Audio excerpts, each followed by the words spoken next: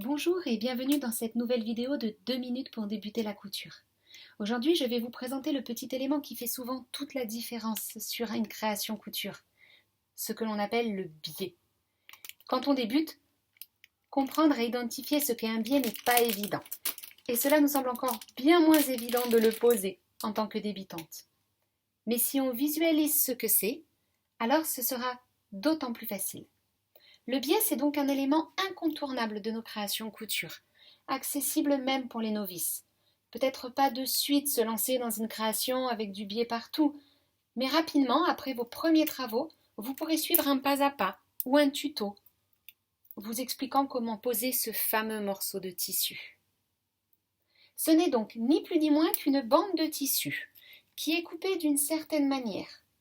Pour être plus technique, on parle d'oblique, de découpage à 45 degrés dans le droit fil. Mais ce n'est pas essentiel pour commencer. Et cette bande est ensuite pliée, envers du tissu contre envers, dans le sens de la longueur.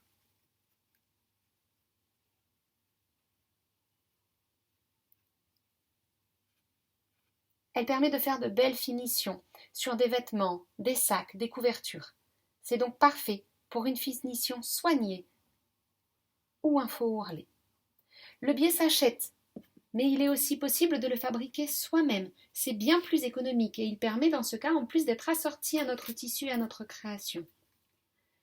Poser un biais revient donc finalement à glisser à l'intérieur de ce biais un morceau de tissu, une épaisseur, pour être ensuite refermé et permettre une jolie finition.